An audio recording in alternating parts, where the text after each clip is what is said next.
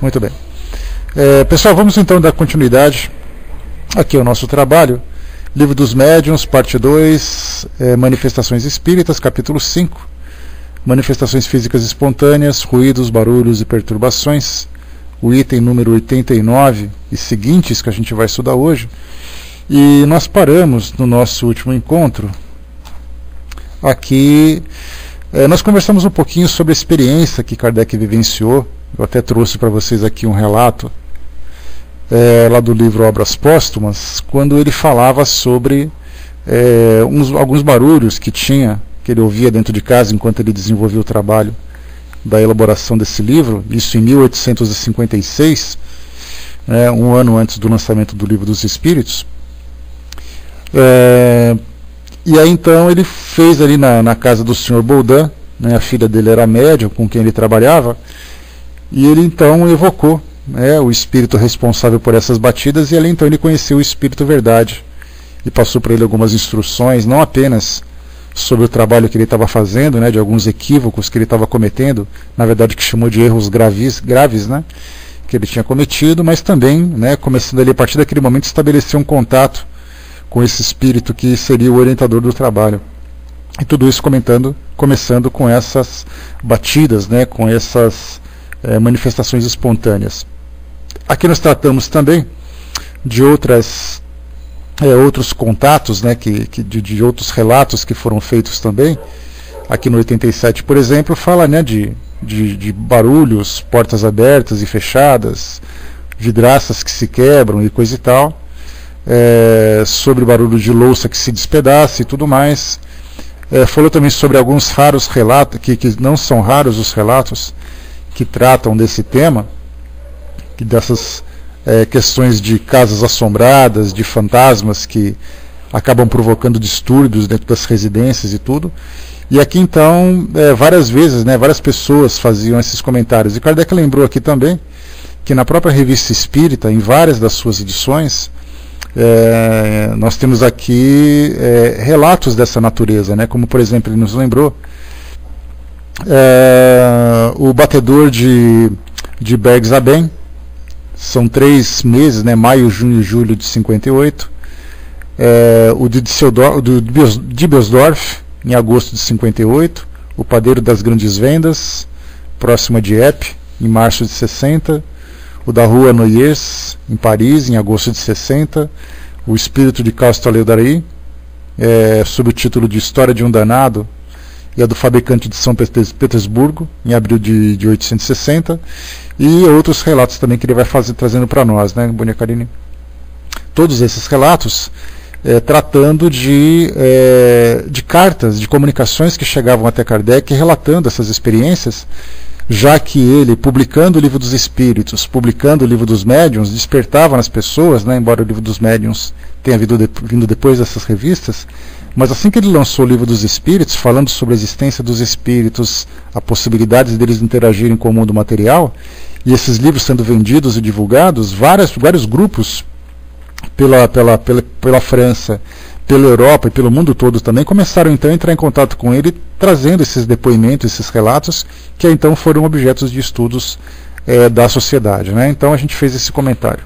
Entrando agora no item 89, a gente já fez a leitura do primeiro parágrafo, mas a gente volta só para fazer uma recapitulação. Kardec coloca para nós o seguinte então, vamos lá, filhinho. Essas manifestações frequentemente assumem o caráter de verdadeira perseguição.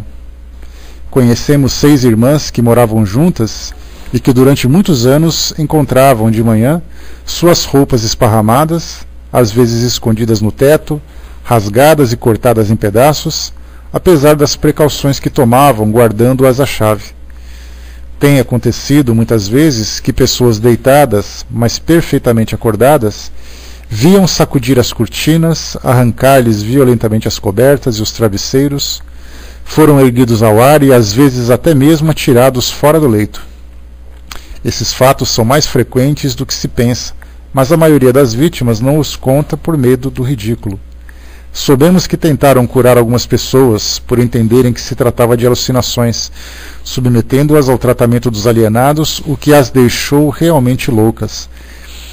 Muitas dessas situações que Kardec coloca para nós, né, dessa natureza, acontecem em várias partes, no Brasil mesmo, nós temos ali diversos relatos que falam sobre isso, né, principalmente no interior dos estados e tudo mais, em que quando surgem esses relatos, dependendo da cultura, dependendo do tipo de crença que essas famílias seguem, normalmente chamam religiosos para fazer exorcismos, para fazerem benzeções ou benzimentos, né?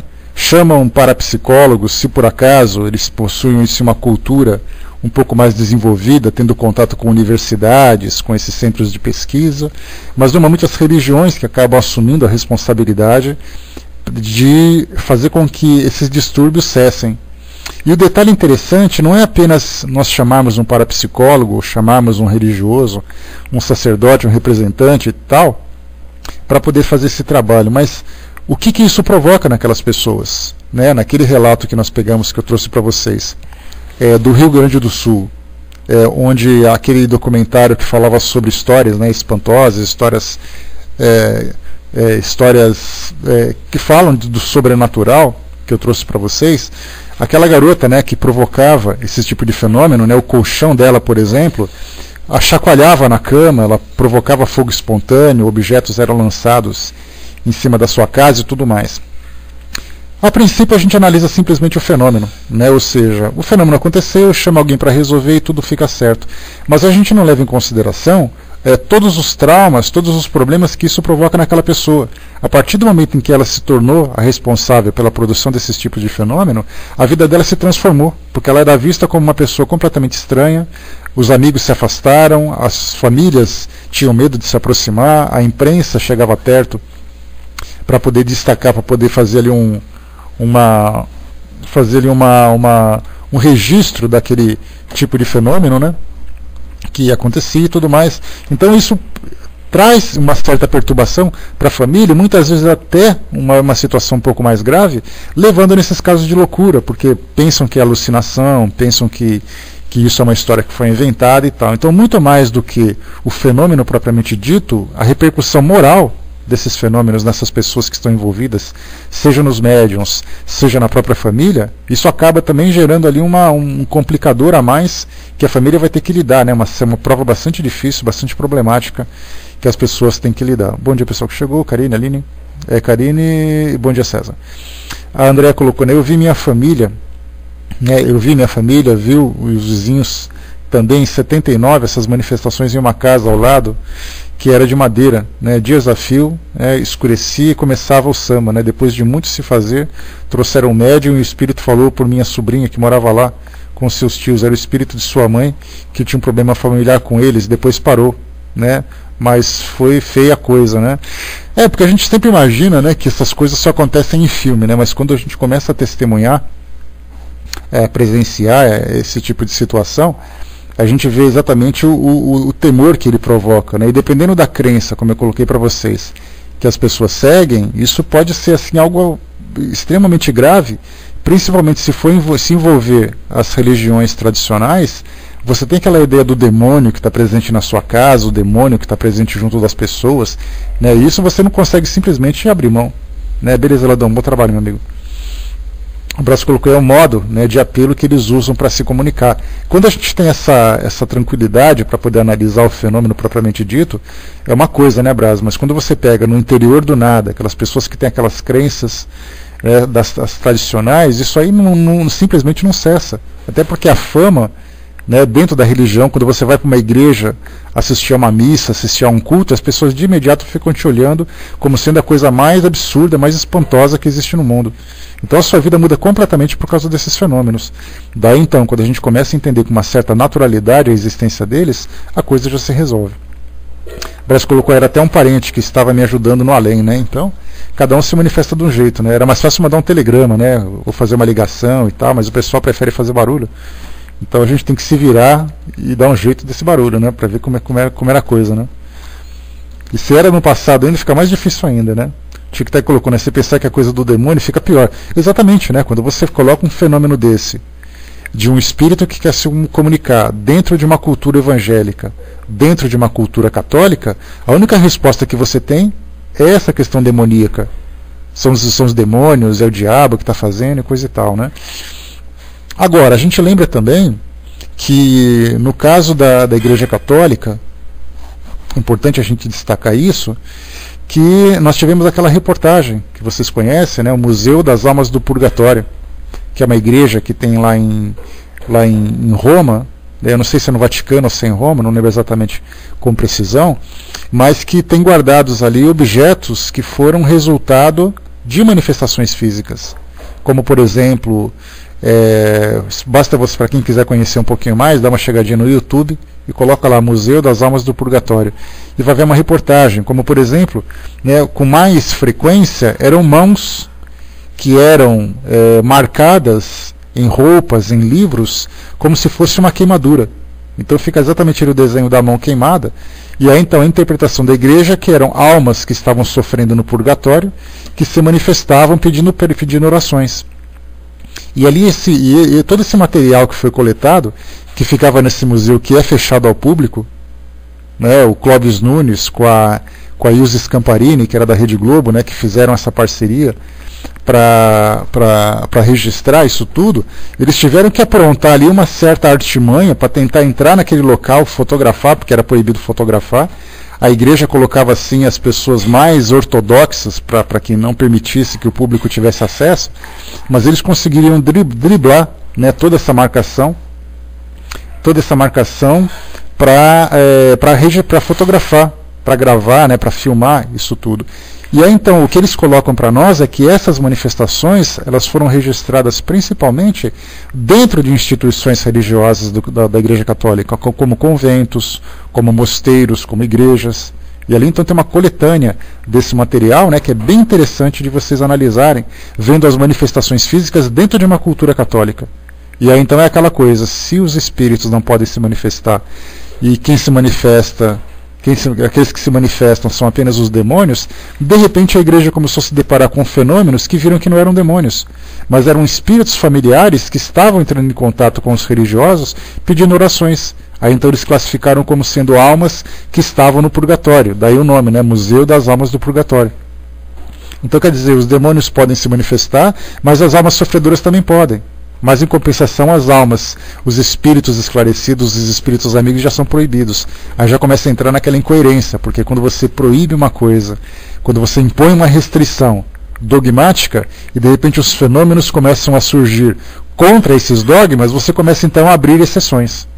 Então quer dizer, não pode porque Deus não permite. De repente espíritos sofredores começam. Então nesse caso já pode.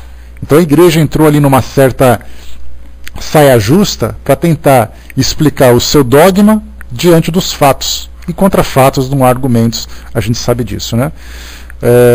Deixa eu ver, que se fosse uma pomba seria o Espírito Santo. Pois é, vai interpretando dentro daquilo que está escrito, né? Bom dia, pessoal que chegou. Então vamos continuar aqui para nós também, né? Tá. Continuando aqui para nós, pode colar, filhinha, por favor.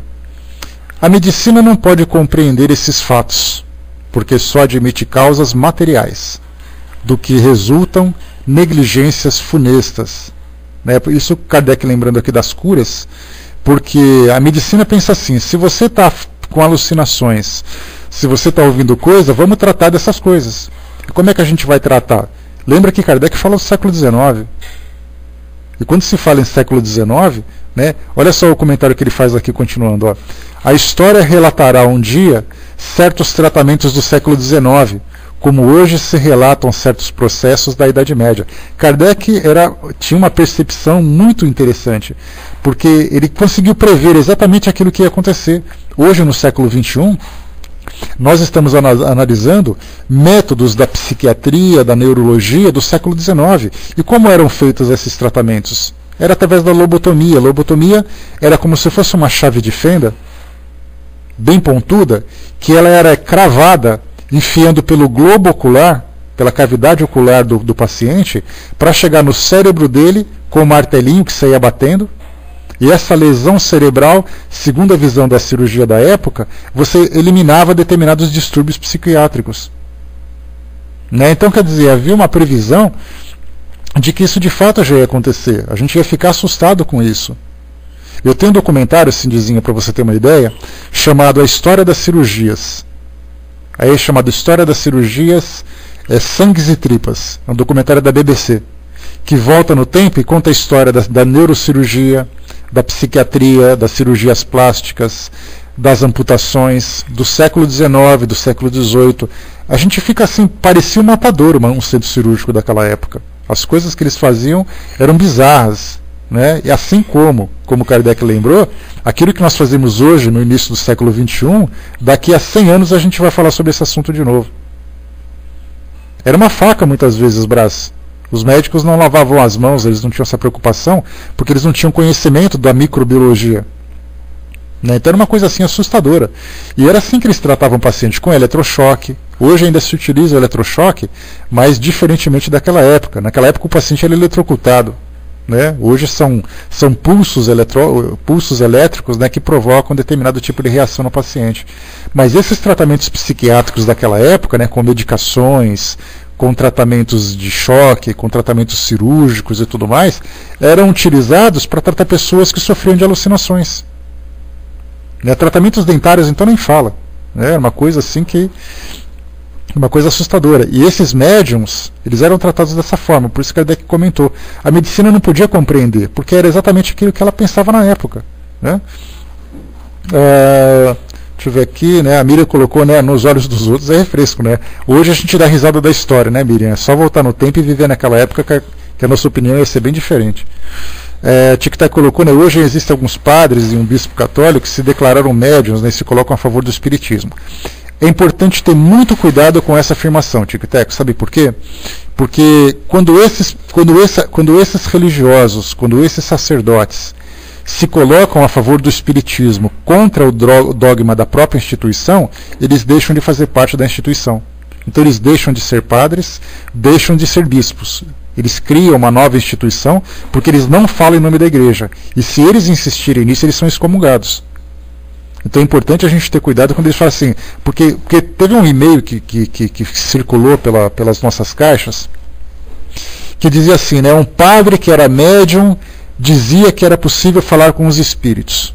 Aí quando a gente vai ler, isso foi publicado pela FEB, hein? Estava no site da FEB. Eu fiquei abismado quando eles publicaram isso, pela falta de cuidado que a Federação Espírita Brasileira teve. Publicaram isso, né, que um padre católico fez isso. Quando você vai olhar, ele fundou a Associação Católica não sei do que foi fundada no Pará. Não é a Igreja Apostólica a Católica Apostólica Romana. Então aí quando a gente fala de padre, quando a gente fala de bispo, quando fala de católico, a gente tem que saber de que instituição é essa que eles criaram. E não simplesmente falar em nome dessa instituição que nós acreditamos entrar em contradição.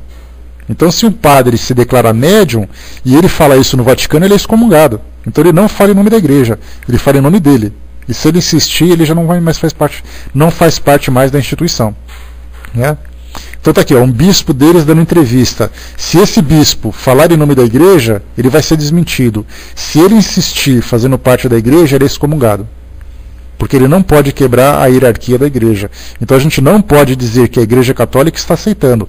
É aquela pessoa que está dizendo, inclusive infringindo as próprias regras da instituição dele.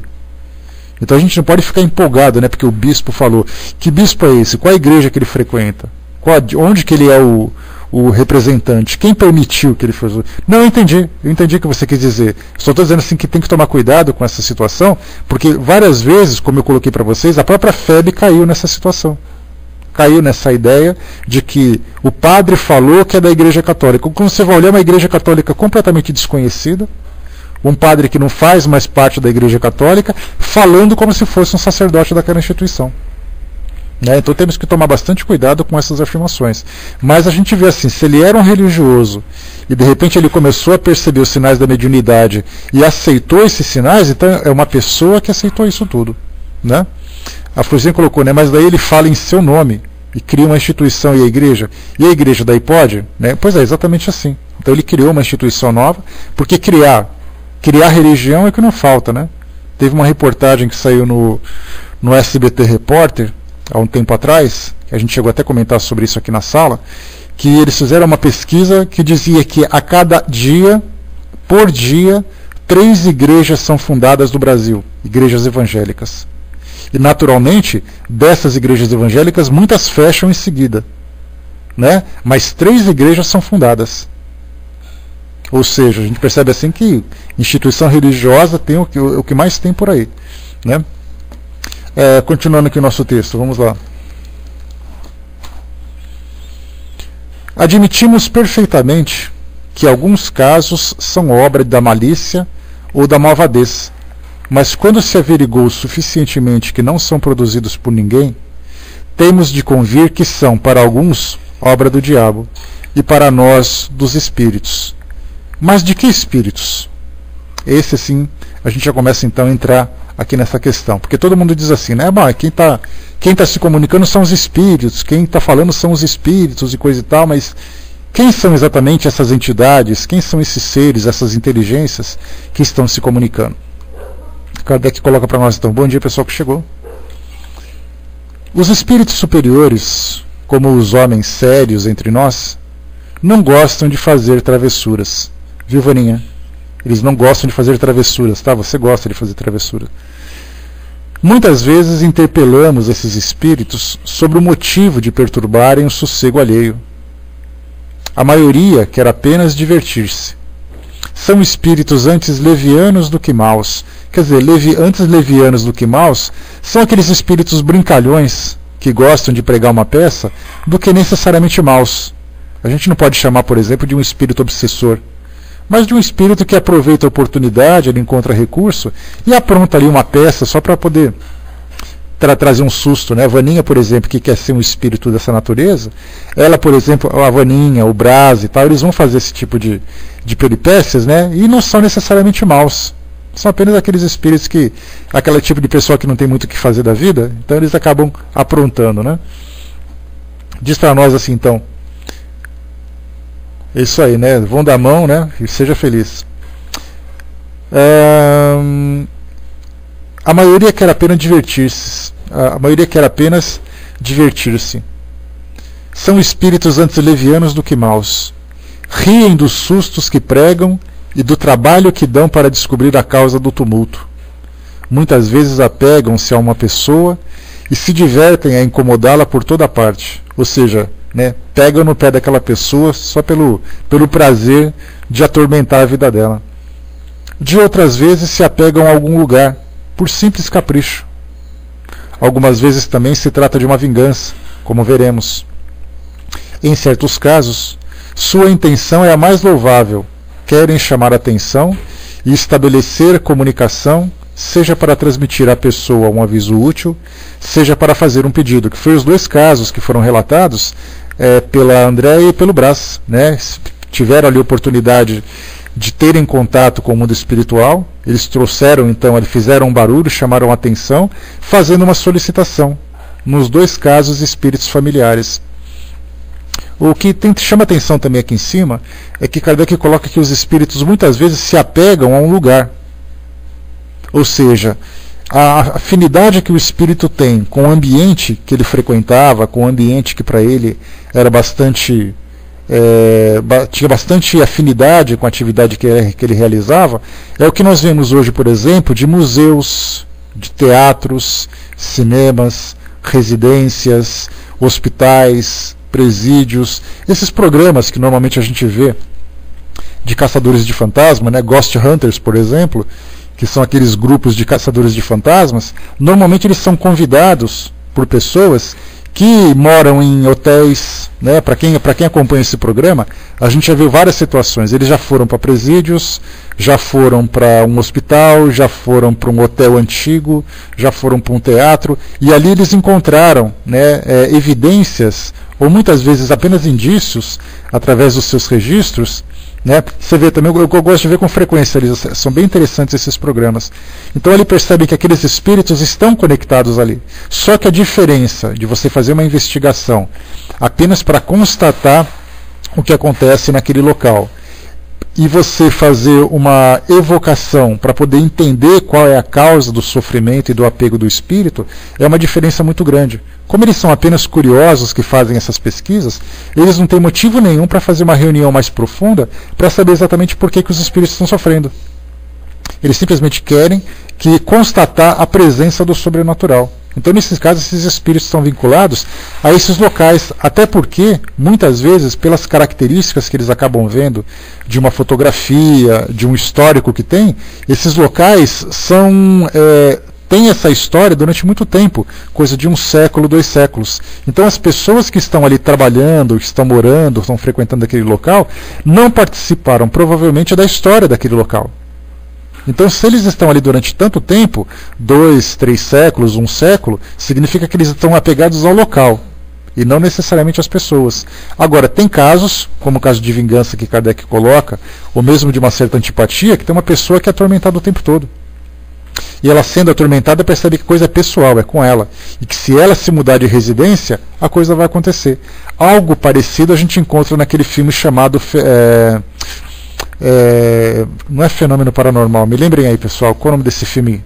Eram 3, 4 filmes que saíram na sequência de Casa Assombrada, que até aumentava a menina lá, como é que chama? Atividade Paranormal, obrigado, Cefal. Esse filme Atividade Paranormal, embora seja uma ficção, tem ali os seus exageros e coisa e tal, traz mais ou menos essa ideia. Uma garota que morava numa casa, se mudou para outra casa e os fenômenos continuaram acompanhando, percebendo o quê? Que a coisa era pessoal com ela. Então, tirando esse lado cinematográfico, que é uma coisa mais fantasiosa, a realidade também existe, né?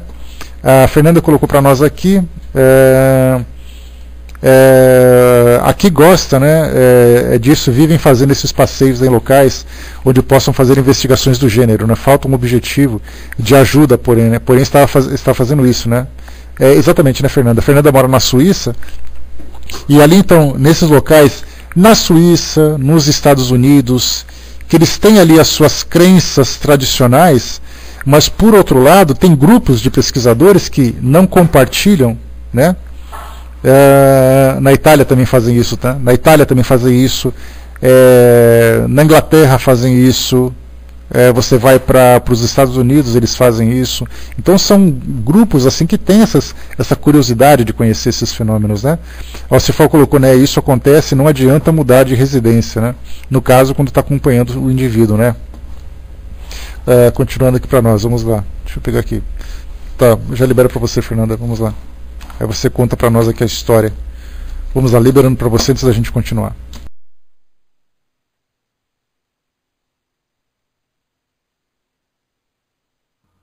André, rapidinho, mas eu não quis perder a oportunidade de falar.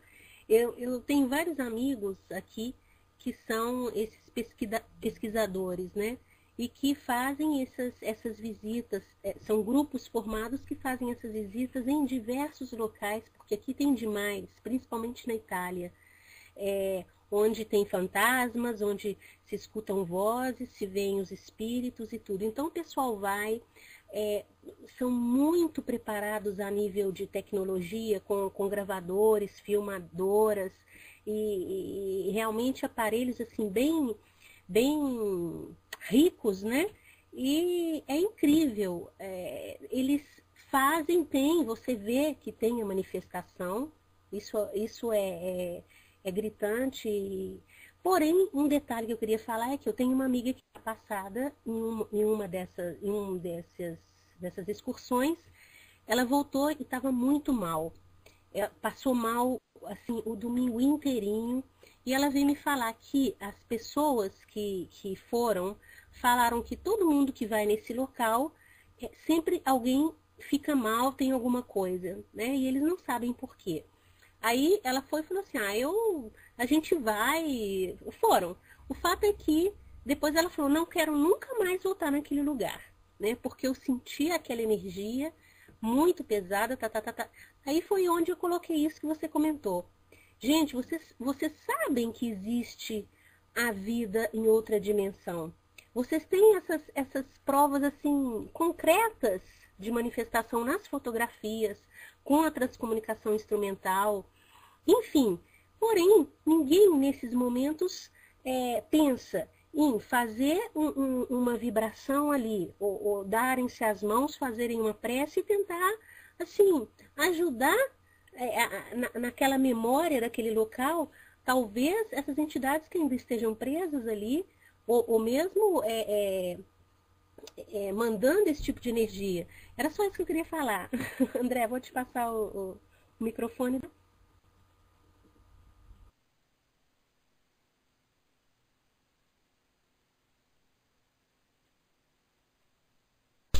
Não, obrigado, Fernanda. Bem lembrado, né? Bem lembrado, porque é exatamente isso, né? E várias vezes, nós temos locais, grupos que fazem excursões para turistas, não para investigadores, né? Para aquelas pessoas que têm interesse em conhecer um pouquinho das histórias, em sentir um pouco daquele calafrio e tal. Esses turismos que acontecem em cemitérios, em São Paulo nós temos aqui o Cemitério da Consolação, por exemplo, que é um dos cemitérios mais famosos em termos de personalidades que estão ali sepultadas, né? Então nós temos guias turísticos, nós lemos sobre isso, vocês se lembram? Nós, estudando o nosso Livro dos Espíritos, falando sobre a parte de funerais, a parte de celebração dos mortos e tal. Na Argentina, por exemplo, em Buenos Aires, você não só tem o turismo, como são acompanhados, né, os cortejos de turistas são acompanhados por violinistas, tocando aquelas músicas fúnebres enquanto alguém vai visitando ali, por exemplo, de Eva Perón, de cantores de bolé, de tango, né, aquela coisa toda, né? Então, nesses locais, dependendo da sensibilidade que a pessoa tem, há essas afinidades. Eu posso dizer para vocês, por experiência própria, que aqui em casa nós tivemos uma situação assim que, fazendo uma averiguação, nós tivemos esse contato, né? Uma amiga nossa foi levar o filho no dentista que fica do lado de um cemitério, né? Era Gardel e mais um outro, França, eu não lembro exatamente quem que a gente comentou. E era ali próximo e tal. Então ela veio para casa, não estava se sentindo muito bem, coisa e tal, chegou em casa, começou a ter assim algumas situações que eram perturbadoras dentro de casa, que normalmente não acontecia. E aí então, sentindo aquela presença de um espírito ali que estava causando a perturbação, foi até o médium, no caso minha mãe acompanhou, foi até uma senhora que era médium, e ela exatamente percebeu a presença de um espírito que estava simplesmente acompanhando aquela pessoa que foi perto do cemitério, que de repente foi para dentro de casa, aí ele acabou escolhendo ficar dentro de casa e começou a provocar esse tipo de situação, né? Inclusive, assim, até de certa forma, assim, quase que uma materialização a gente teve a oportunidade de participar, né, de observar. Então é uma coisa assim que assusta exatamente por isso. O espírito cisma com a sua cara, vai com a sua cara, quer te acompanhar, dependendo das suas intenções, ele pode fazer ali algumas algumas traquinices, né? André colocou, né, estive lá mês passado e fui novamente, né, é muito legal, né, cada história, cada monumento, né, imagino que sim. A Fernanda colocou, né, aqui, infelizmente são pessoas investigadoras que investem em tecnologia, mas não procuram estudar e entender as manifestações, o que poderia ser feito em questão, né? Mas é questão de curiosidade, né, Fernanda? Quando você quer apenas... É aquela história assim, se você é um caçador de OVNIs, como a gente vê grupos espalhados pelo mundo todo, eles estão preocupados em saber se os OVNIs existem ou não, né? Não estão preocupados em saber de onde eles vêm, por que eles estão aqui, qual é a intenção, né? Isso até fica como secundário, mas a questão primeira é, eles existem ou não existem? A mesma coisa acontece também com o mundo espiritual, né? Bom dia, pessoal que chegou. A Jane lembrou também, né, Jane, que quando no caso dessas reuniões, se por acaso houvesse a intenção de fazer um trabalho de caridade, porque isso é uma caridade, né? O trabalho de caridade nessas excursões, nesses locais que são chamados de assombrados, né? A gente lembra que a prece, o esclarecimento, a vontade de auxiliar esses espíritos seriam os pontos principais. Mas nesse caso não, né? Eles querem equipamentos para registrar a presença. Você registrou a presença, ótimo, não se fala mais nisso. Mais ou menos o que acontece naquele filme Caça-Fantasmas, né, que tem aquele grupo lá que caçava fantasmas e tal. Você não está preocupado quem é o espírito que está sofrendo, por que ele está caçado, por que ele está preso e coisa e tal. Simplesmente chegar, aprende e faz aquilo que acontece. Mais ou menos o que a gente vê hoje, o que desperta curiosidade nas pessoas. Urbano colocou, bom dia, Urbano. Né? Nesses ambientes, nem sempre as perturbações são provenientes de espíritos, né? Em sua maioria, são formas de pensamento cristalizadas desses espíritos que demoram-se muito a desintegrar-se, né? E idem nos cemitérios, né? O que a gente lembra sempre, né, Urbano, quando se fala assim nessas formas, pensamentos, né, nós temos ali aquelas energias que ficam impregnadas, que inclusive são captadas por aqueles médiums que têm aquela sensibilidade da psicometria, né? Mas, de um modo geral, o mal-estar, por exemplo, provocado, né, você sente o mal-estar, você sente o registro histórico daquele local, né, e isso sim é essa energia. Mas os fenômenos, quando eles acontecem, propriamente dito, quando você tem ali vozes que são ouvidas, objetos que são movidos, isso são os próprios espíritos que fazem, né? As energias não são capazes de fazer isso, até porque a gente lembra que esses são sinais, embora sejam manifestações físicas, eles têm de certa forma um tom de inteligência, ou seja, respondem a uma vontade, exatamente quando as pessoas estão ali. Porque do contrário, né, a gente lembra que se por acaso não tivesse ninguém próximo, as coisas aconteciam sozinhas. De longe você viria uma janela abrindo e fechando. Mas normalmente sempre quando tem algum médium que provoca isso. Então no caso dessas energias, como a gente lembra, esses pensamentos, né, essas ideias são captadas por esses médiums que têm maiores sensibilidades. Né, então as pessoas chegam vamos imaginar assim como a gente costuma muito falar, né? As pessoas têm esses que são os psicômetras, né, a psicometria, né, então eles conseguem sentir a vibração daquele local, sentir essas energias impregnadas.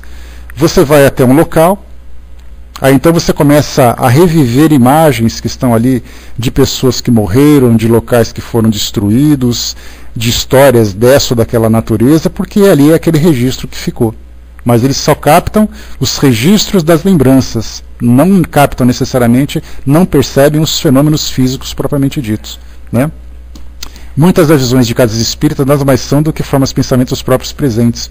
O médium iniciante não consegue distinguir, né? Por isso que é importante essa questão do desenvolvimento, do bom desenvolvimento mediúnico, para não confundir aquilo que é uma imagem que o médium capta, a imaginação que ele tem, ou se é mesmo uma transmissão mental. Essa questão das energias do mundo espiritual, elas são bastante complexas de serem trabalhadas e a gente leva com muita simplicidade. Você vai e faz e não se fala mais disso. E a coisa não é bem assim. Né, existem detalhes que têm que ser trabalhados. A Fernanda colocou, né, que coisa mais triste essa história daquela menina, né, de Geórgia, né, onde tem um vídeo muito bem feito sobre sua vida. Hoje ela é uma mulher feita e vive à base de remédios, né, mesmo com todos os cientistas e investigadores vendo os fenômenos gritantes, nenhum deles se interessou em ajudar, somente ter a certeza de presenças paranormais. Não me lembro não, Fernanda. Vídeo de Geórgia, não me recordo não. Tá? Depois se você puder me passar, aí eu dou uma olhadinha nele que com certeza é bastante interessante. Legal, então, depois você me passa. Né? Vamos em frente, então, também. Legal, depois a gente divulga para todo mundo. Continuando, vamos lá. Falamos dos espíritos que fazem essas travessuras, né? Aprontam essas surpresas, querem chamar atenção e tal. Vimos-los muitas vezes pedir preces, Kardec coloca.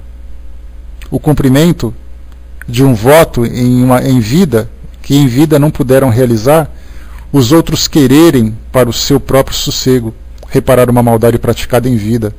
Em geral, é um erro amedrontar-se com a sua presença que pode ser inoportuna, mas não perigosa, né? Então aquilo que a gente comentou logo no início, Kardec lembra que, analisando racionalmente, se um espírito começa a fazer ali uma manifestação constante, né, uma perturbação constante, tem que descobrir o porquê qual é a causa daquilo tudo. Qual a intenção daquele ser exatamente? Se a sua intenção é provocar algum tipo de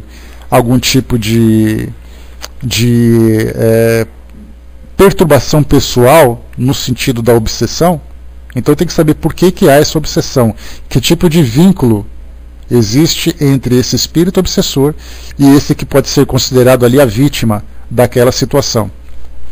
Por outro lado, se é um espírito que apenas provoca barulho para chamar atenção, ele está chamando atenção por quê? Se por acaso é apenas para fazer essas travessuras, é fácil de se resolver e aí então o espírito já pode ser trabalhado através do evangelho no lar, através do esclarecimento. Mas se ele quer chamar atenção, a pergunta é o que ele está querendo dizer exatamente? E aí, como foi colocado aqui, são muitos os casos de espíritos que desencarnam por terem vivido suas vidas de um modo imprevidente, por terem vivido sua vida apenas em função de si mesmos, e depois que desencarnam, deixam problemas para trás, problemas familiares, problemas financeiros, de relacionamentos, dramas de consciência, que acabam, de certa forma, se manifestando. Os espíritos têm essa necessidade de pedir auxílio para aqueles que estão presentes, para poder resolverem essas questões. E aí então vem através dessas manifestações trazerem as suas mensagens, né? Então isso acontece também com bastante frequência que Kardec coloca. Então, como ele lembra também, isso não tem perigo nenhum, né? O maior perigo, na verdade, são para aqueles que sofrem do coração, porque esses vão ter muito medo, né? Se tiverem muito medo, vão acabar tendo esses problemas. Mas fora isso, os espíritos não podem nos agredir diretamente, como se imagina, como se vê nos filmes, quando eles podem te empurrar, quando eles podem te matar e fazer e acontecer, né? Então isso aí tudo, na verdade, faz parte do nosso folclore. Aí sim, né? Deixa eu ver aqui.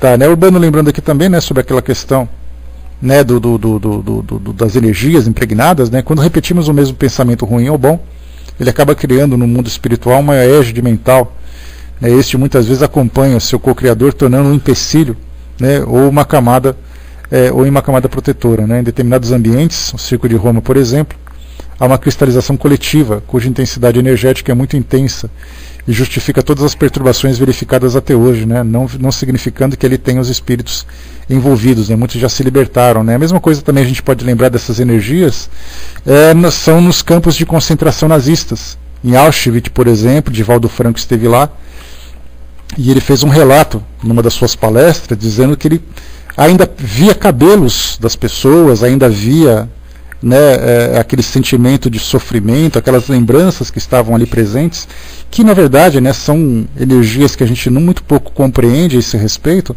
mas ele sentia exatamente o mesmo sofrimento que ali existia, sem necessariamente ter espíritos ali por perto, né? Então esses locais assim que provocaram grandes problemas, né, que tiveram grandes problemas na história, dependendo do que aconteceu e de que forma que as coisas se desenrolaram no decorrer do tempo, ainda se mantêm, trazem ali seus vestígios.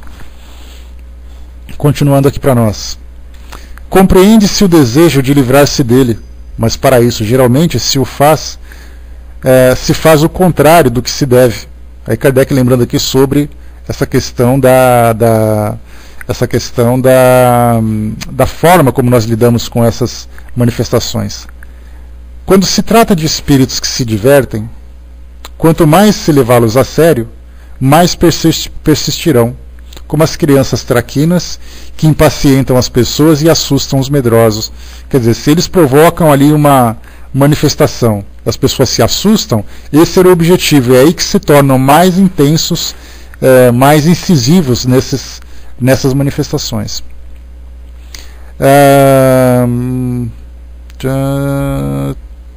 Tá.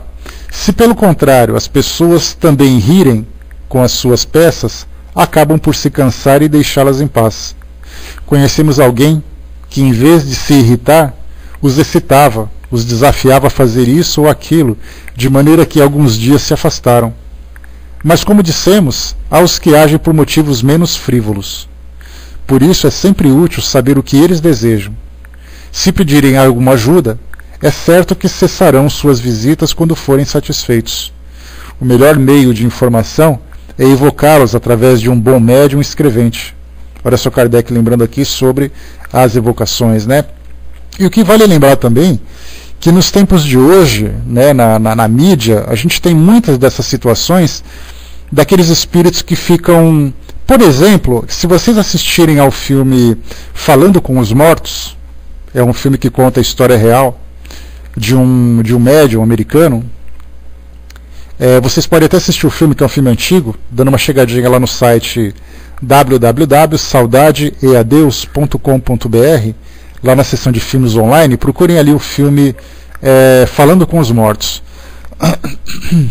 Era um jovem que era um médium, um homem, né, que desde criança, da sua infância, ele via espíritos. E era sempre um garoto que ficava perseguindo.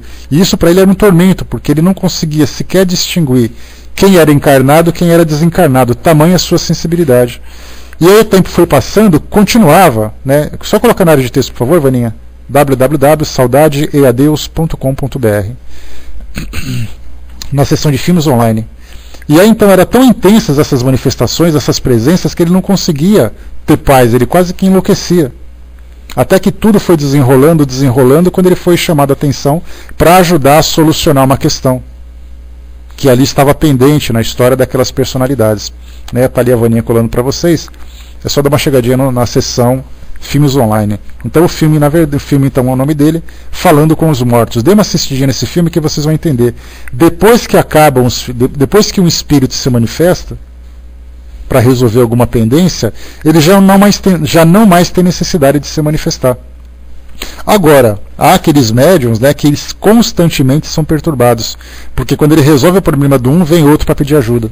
Aí ele resolve de um, vem outro para pedir ajuda, e assim fica atormentando a vida do coitado. Muitos desses médiums, né, como acontecia, por exemplo, com Chico Xavier, que dentro de casa, na rua, em qualquer outro ambiente, o espírito se manifestava, e ele então, né, em vez de dar atenção para aquele espírito, ele começava a educá-los, fazendo com que eles se manifestassem apenas nas reuniões mediúnicas. Então, quer dizer, aqui não é local, não é assim que acontece. A mesma coisa acontece no caso da psicografia. Uma médium que faz parte da minha família, todas as sextas-feiras ela tem reunião mediúnica no centro, para fazer o trabalho de desenvolvimento, de educação e coisa e tal. Dessas psicografias que eu trago para vocês. E aí então, nesses dias de trabalho, quando chega na sexta-feira de manhã, ela sente uma dor constante no braço direito dela. É aquele formigamento, aquela dor, aquele incômodo. E aí então, é aquela vontade, né, o braço dela sempre querendo incomodar, como se fosse para escrever alguma coisa. E ela fica resistindo até a hora do trabalho. Quando ela faz o trabalho e psicografa as mensagens que precisa, quando ela sai do centro, ela já não sente absolutamente nada. Nesse caso, então, nós temos ali um sinal físico que o médium sente, muitas vezes porque o espírito é impaciente. Imagina você precisando de ajuda, na segunda-feira, encontra um médium com quem você tem afinidade, você vai ter que esperar até sexta-feira. Nós que somos impacientes, você imagina, né? Se você vai no departamento público e você pede um documento, ele fala para você, volta daqui a 4 dias, dá vontade de pegar ele pelo colarinho.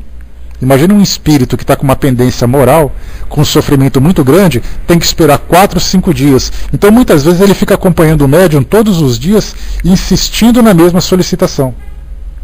Ele quer porque quer que você ouça o que ele tem a dizer, que você escreva o que ele tem a dizer, que você dê o recado que ele precisa.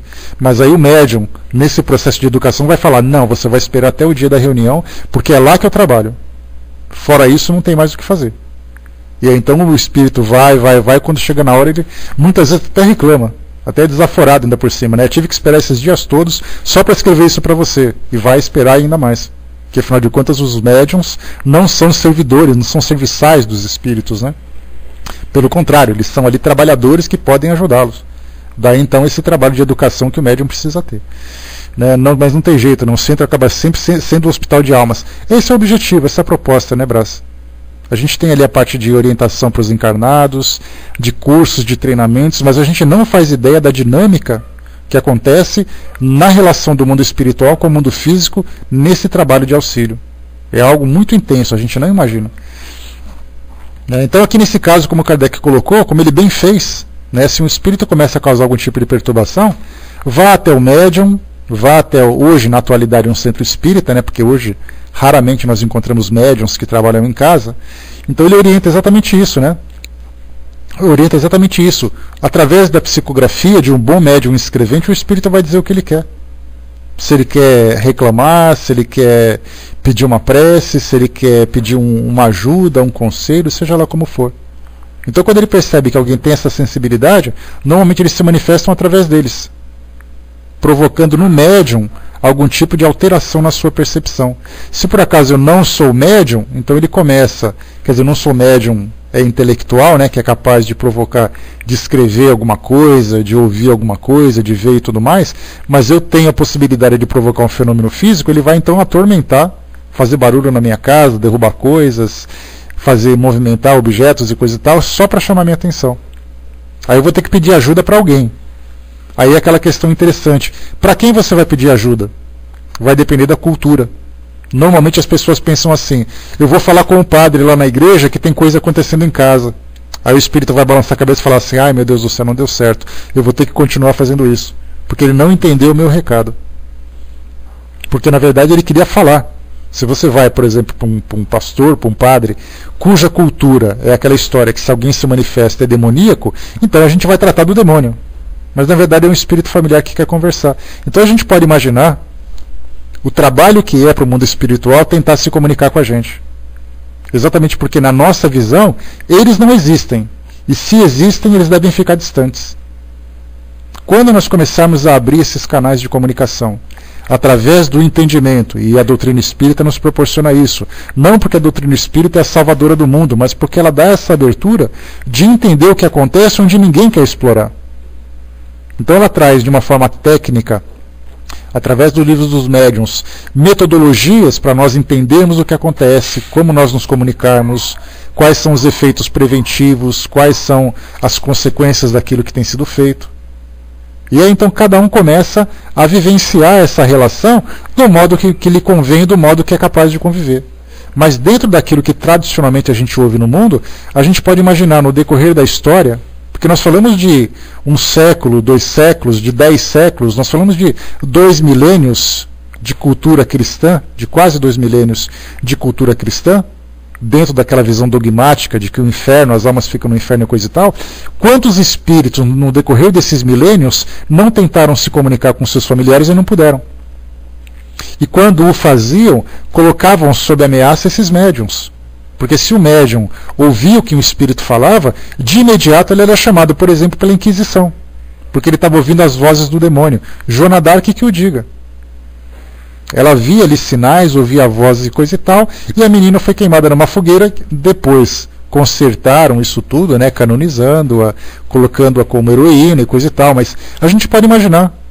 Pensem o seguinte, olha só que, para a gente poder imaginar, depois a gente vai estender um pouco mais esse raciocínio para vocês verem como os espíritos sofreram no decorrer desse tempo todo, tentando entrar em contato conosco.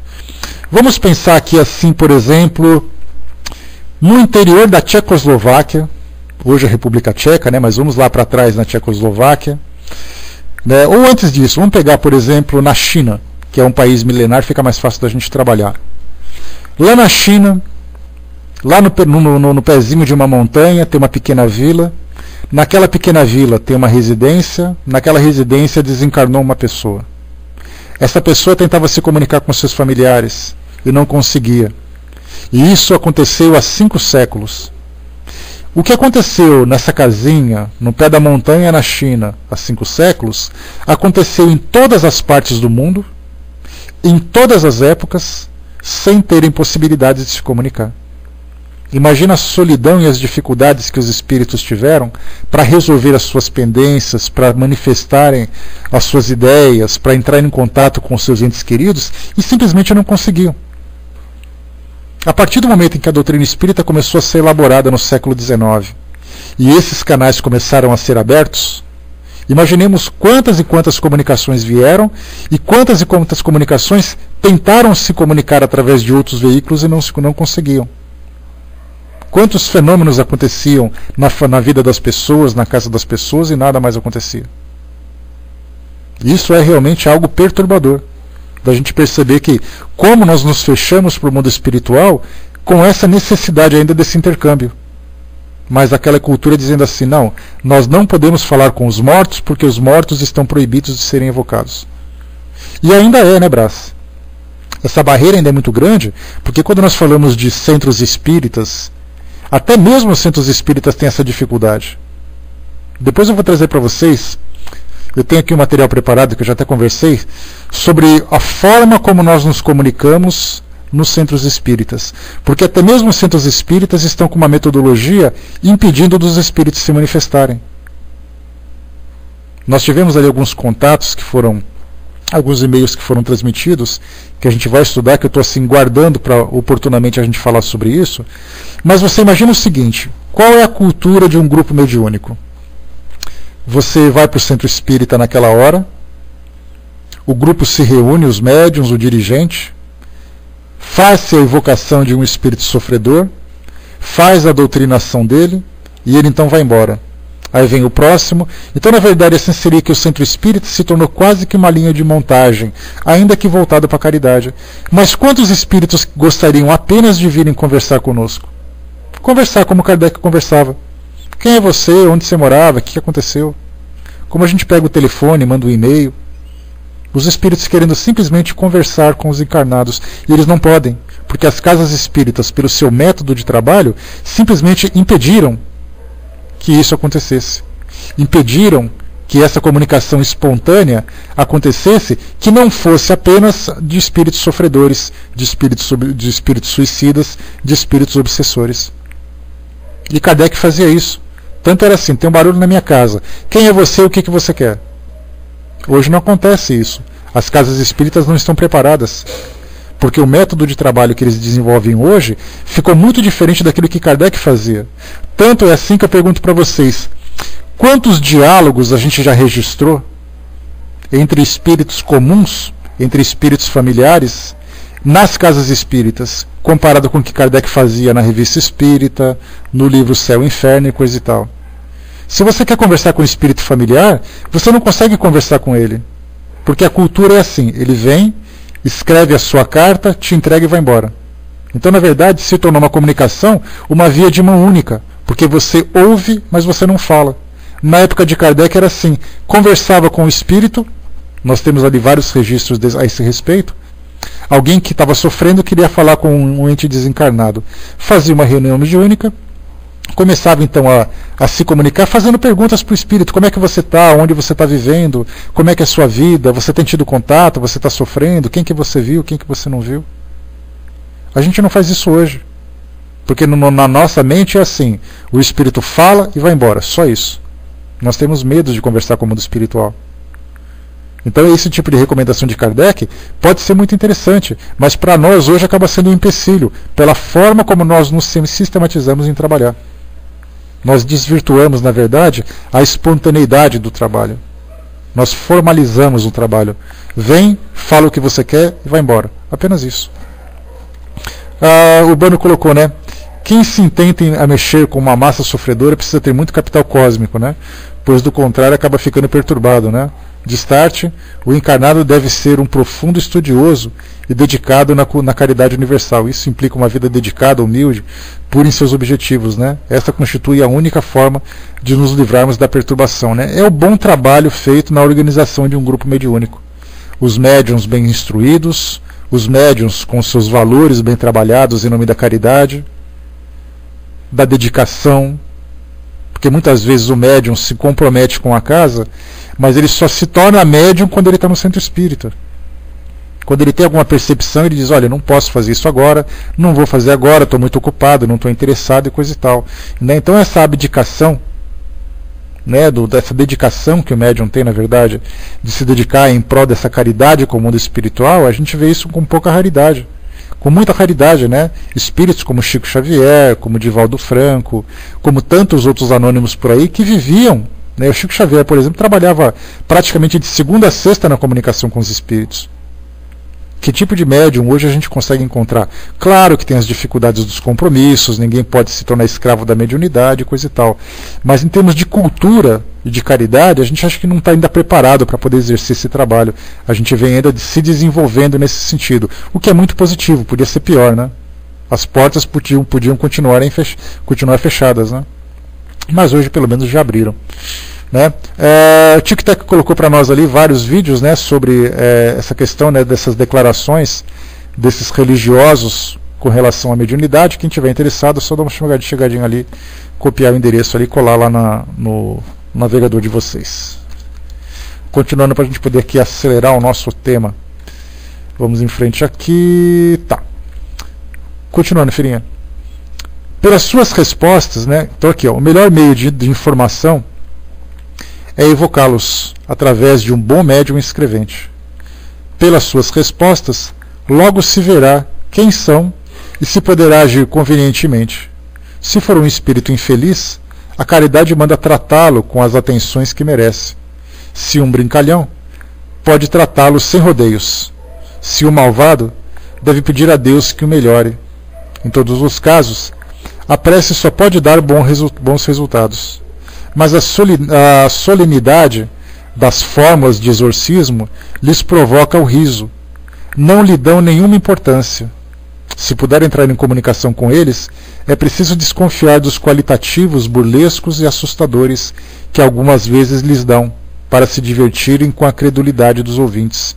Aqui nesse caso, Kardec comenta o seguinte, que para cada espírito a gente trata de uma forma diferente, da mesma forma que nós tratamos o encarnado. Se por acaso alguém liga para sua casa pedindo informação de alguém que não mora lá, você educadamente fala alguma coisa. Se é alguém que conhece, você faz isso. E se é alguém que está te passando o trote? Você lida da forma que é conveniente. Né? Então, para cada espírito, a mesma coisa também. Mas o interessante que os espíritos colocam para nós é a solenidade das fórmulas de exorcismo, por exemplo. O que a gente vê hoje? Quando se fala em exorcismo, a referência que a gente tem naturalmente são os filmes. Né? Eu não acredito que nenhum de vocês tenha participado aqui de algum tipo de ritual de exorcismo, né? Até porque isso é bastante restrito da igreja. Mas, de certa forma, é o quê? É a vestimenta, as palavras, os símbolos religiosos e coisa e tal. E como Kardec já comprovou isso, através das suas investigações, ele percebeu que espíritos que são esclarecidos, embora sejam espíritos com intenções inferiores, com intenções negativas, de provocar algum tipo de susto, eles não dão valor nenhum para esse tipo de ritual. Eles fazem aqueles barulhos, fazem aquelas caretas, assustam as pessoas, mas muito mais por conveniência do que por um efeito propriamente dito. Então, na verdade, o que impede um espírito de continuar fazendo aquilo que ele fazia? Esclarecendo-o e trabalhando em cima das suas necessidades. Né, buscando ajuda do mundo espiritual, oferecendo ajuda aqui da nossa material também e tudo mais. E aqui coloca, né, se puder entrar em comunicação com eles, com esses espíritos que provocam esse tipo de distúrbio, é preciso desconfiar dos qualificativos burlescos e assustadores. Isso porque tem muitos espíritos que se identificam como demônios.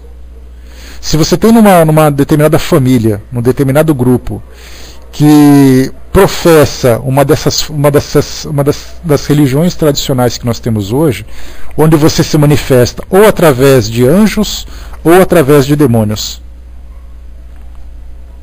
Se por acaso eu sou um espírito brincalhão e eu falo para essas pessoas que são ali fiéis às suas crenças, são tementes a Deus, porque aprenderam a serem tementes a Deus e tudo mais, e eu falo, eu sou o demônio e eu vim destruir a sua família. Nós podemos imaginar o que esse nome causa nessas famílias. Já comentei com vocês aqui várias vezes, volto a relatar, que uma amiga nossa, médica de um pronto-socorro público, trabalhava ali como plantonista e chegou uma mulher com distúrbios psiquiátricos bastante graves, gritando, falando com voz diferente, e ela foi carregada pelos familiares até o hospital, até o pronto-socorro. E aí então ela foi colocada na cama, foi restrita ao leito, e aí então ela conversando, né, essa amiga nossa, ela é espírita, e ela então conversando com o espírito olhou para ela e falou assim, né, faz aquela careta toda, né, dizendo que era o diabo, que ela sabia quem ela era, né.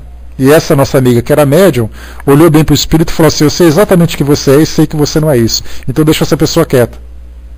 Aí o espírito deu aquela parada assim, né, e começou depois a transmitir, né, discretamente ali um passe naquela paciente para deixar ela mais calma. E ela foi se acalmando.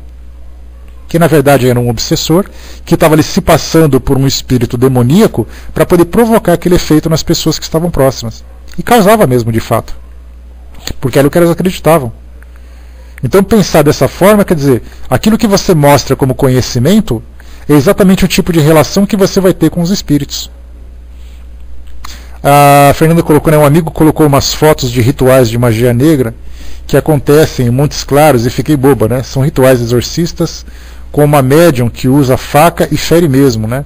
Ela fotografou essa luta, ele fotografou essa luta em meio de todo o sangue entre ela e o possuído, que fiquei impressionada, né? Nunca pensei que existisse isso ainda aí no Brasil. Aqui existe, Fernanda, né? Porque aqui no Brasil, principalmente, aqui nós temos as religiões de tradições africanas que tem esse ritual, sim, né? Quando a gente fala daqueles, vamos utilizar a palavra que normalmente eles utilizam, embora sejam expressões errôneas, né?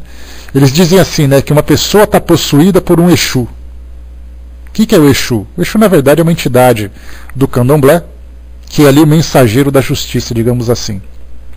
Mas essas religiões tradicionais, essas religiões que a gente vê hoje, elas chamam de Exu esses demônios. Aconteceu recentemente, só para você ter uma ideia, uma pessoa que entrou na justiça aqui do Brasil processando uma igreja evangélica porque ela sofreu agressões físicas. né? E essas agressões físicas eram exatamente porque o tal pastor que fez aquele ritual de exorcismo acreditava que ela estava possuída. Aí pegou um cabo de vassoura e começou a bater nas costas dela, na cabeça dela e tudo mais. E aí então, depois que ela saiu toda ferida, ela entrou na justiça dizendo que ela foi agredida na igreja. Então as pessoas pensam assim, que fisicamente você consegue expulsar um espírito maligno, seja lá como for. Pessoas, inclusive, que em rituais de exorcismos acabaram morrendo, como é o caso onde se baseia aquele filme, né, o exorcismo de Emily Rose, né, se não me engano, Emily Rose, que conta exatamente a história de uma jovem que desencarnou num ritual de exorcismo. E quantos casos são contados nesse sentido. Então por quê? As pessoas pensam assim. Se o espírito é forte, você tem que usar força. E essa força muitas vezes atinge fisicamente, provocando essas lesões. Tá joia. Provocando essas lesões. Né? Então tem que ter muito cuidado com isso. E aí então coloca para nós, né? Se puder entrar em comunicação com eles, é preciso desconfiar dos qualificativos burlescos e assustadores que algumas vezes se dão para se divertirem com a credulidade dos ouvintes. É exatamente isso que acontece. Voltaremos a tratar desse assunto com mais detalhes, bem como das causas que frequentemente tornam as preces ineficazes, nos capítulos Lugares Assombrados da Obsessão. Nós temos aqui dois capítulos do Livro dos Médiuns, em que Kardec fala sobre isso. O capítulo 9, para quem quiser se adiantar, Livro dos Médiuns, capítulo 9, e capítulo 23 da Obsessão, que fala exatamente sobre isso. O Brás colocou para nós: um pastor de uma igreja do Rio deu uma surra tão grande em um senhor no fundo da igreja que ele gritava por socorro, e a filha dentro da igreja não dava bola, né? Quer dizer, porque ele falou assim: olha, não se preocupa que eu vou tirar o demônio do corpo do seu pai. Semana retrasada teve um caso de um pastor bastante conhecido aqui no Brasil que expulsou o demônio de um homossexual dando uma surra nele. Então são coisas dessa natureza, dentro dessa ignorância, que os espíritos se riem, porque na verdade o espírito não sofre. Quem sofre é o próprio do coitado. A pessoa está ali apanhando, no caso de pessoas que são drogadas, pessoas que passam por alcoolismo, pessoas que passam por homossexualismo e coisa e tal, eles são vistos como espíritos demoníacos que provocam esses efeitos. E aí você leva numa instituição religiosa que não tem esse conhecimento e provoca esse tipo de agressão física. Não percebe os distúrbios psicológicos que a pessoa tem, não percebe as influências espirituais, as suas tendências naturais, e acabam agredindo o indivíduo para expulsar um demônio. E a gente pode imaginar como os espíritos se divertem quando vê isso. Porque se eu estou influenciando algum de vocês, deixa eu pegar um Cristo para mim aqui, eu vou pegar o braço que está ali dando mole, pego o braço e faço o braço se tornar ali um indivíduo completamente perturbado.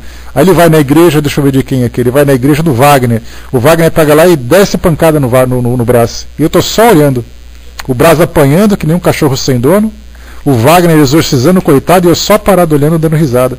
Eu falei: é isso aí, Brás, apanha mesmo. E é assim que os espíritos se divertem. É esse tipo de situação que a gente vê.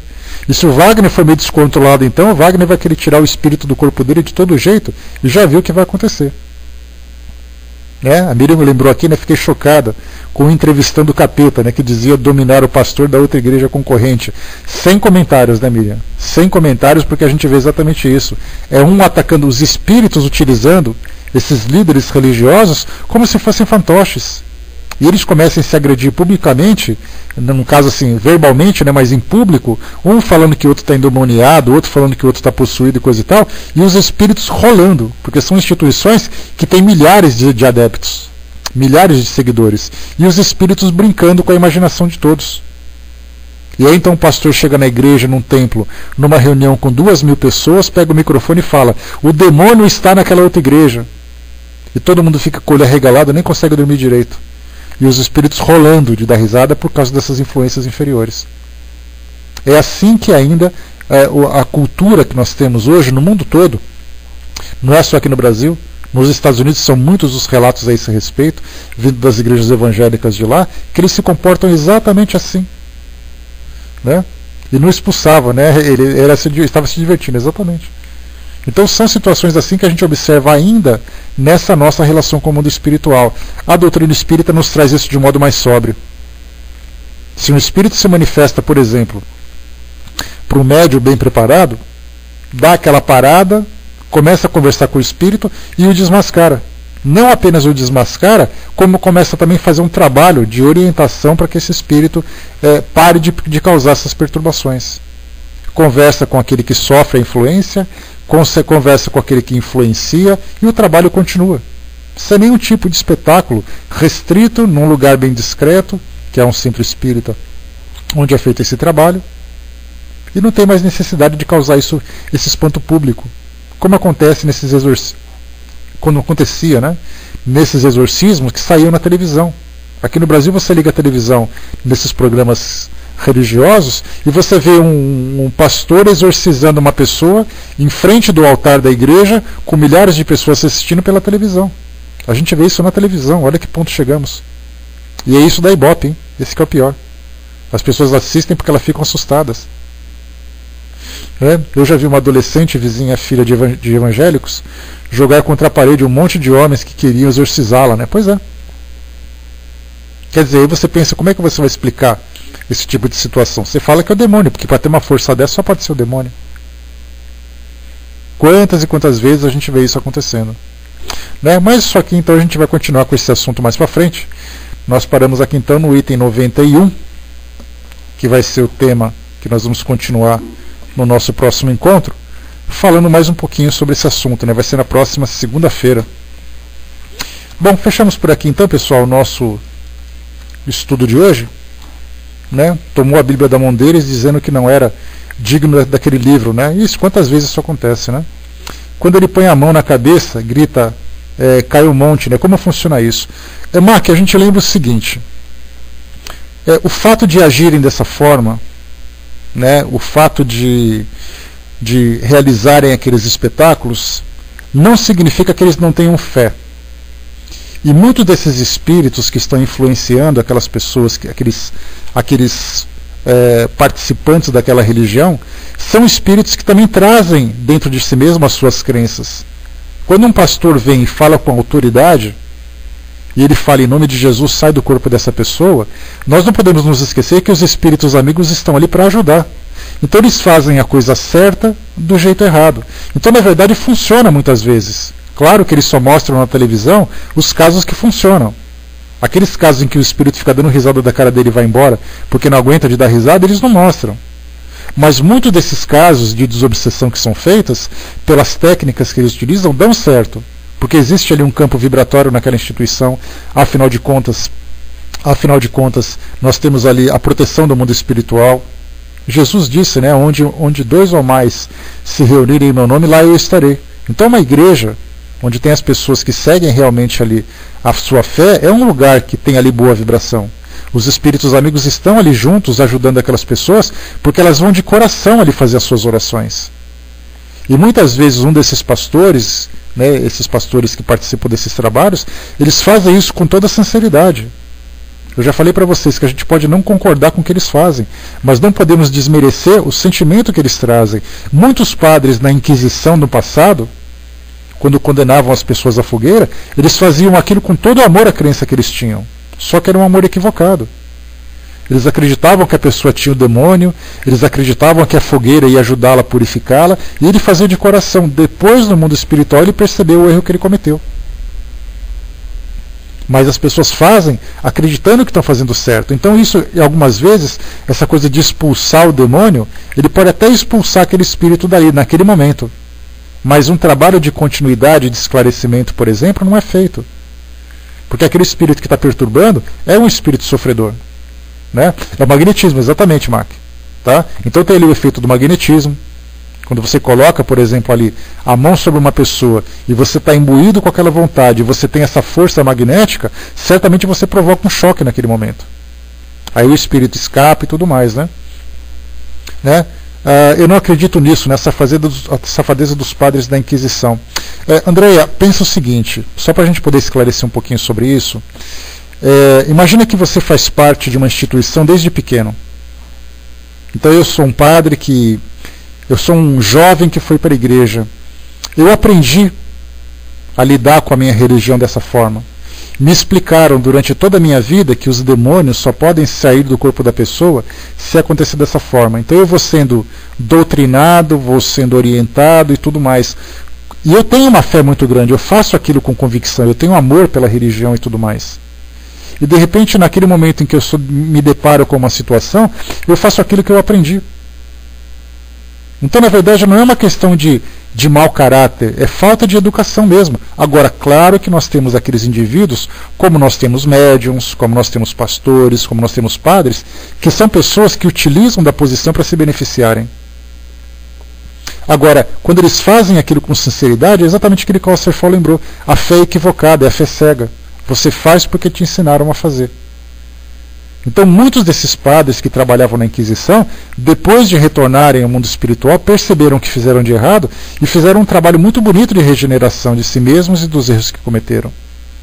Eles fizeram porque eles acreditavam que era assim. Tanto assim também, só para vocês terem uma ideia, já falamos sobre isso quando nós estudamos sobre filosofia, aqui no nosso trabalho, muitos daqueles soldados nazistas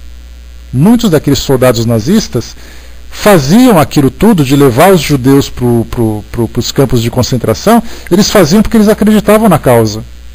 Eles não pensavam nos sofrimentos, eles não pensavam naquilo tudo, eles simplesmente faziam aquilo que eles tinham que fazer. Né? E os casos das mulheres que se não se envolviam com eles, ou quando queriam seus pertences de terras, fogueiras, conseguiram o que queriam. Nesse caso a gente já fala do mau caráter, a gente já não fala do bom religioso.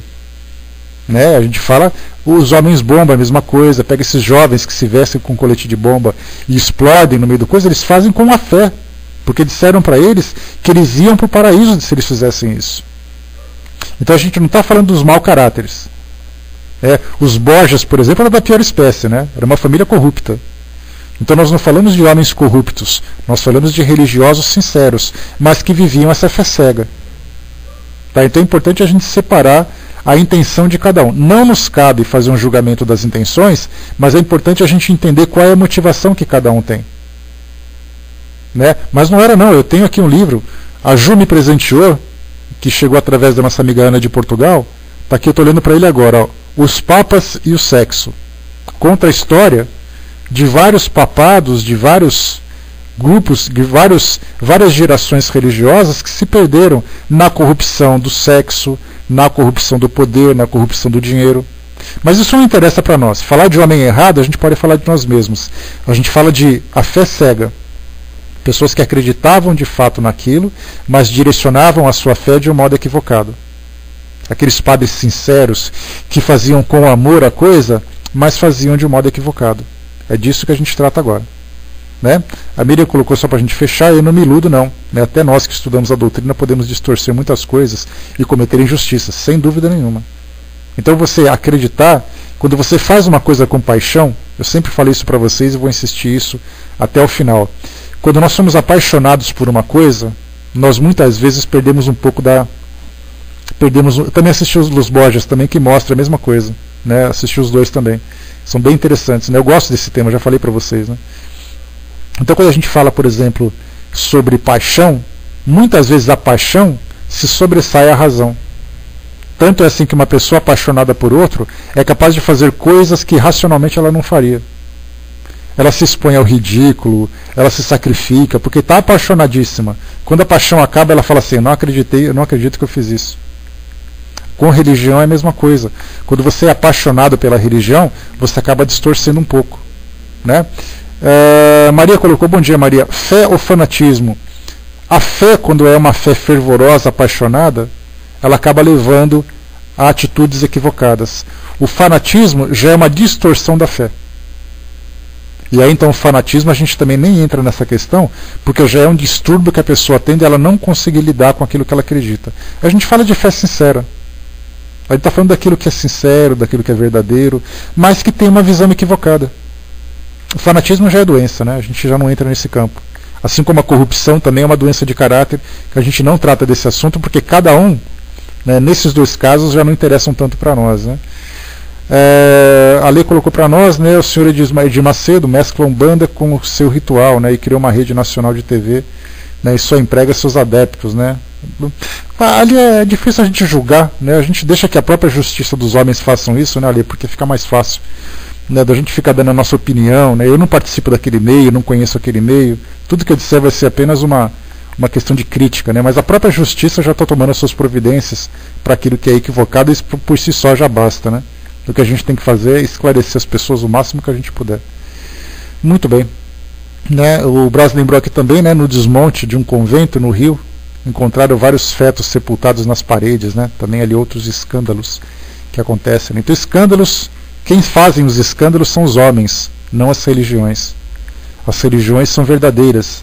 A sua filosofia, né, é uma filosofia de elevação do homem, de conexão com Deus. São os homens de todas as religiões e doutrinas que distorcem as suas verdades. Sempre tenhamos isso em mente para a gente não criticar que uma religião é melhor do que a outra. São os homens que erram. Isso que é importante. Bom, pessoal, fechando por aqui o nosso trabalho. Eu vou passar para a nossa amiga Beth, que vai fazer o encerramento.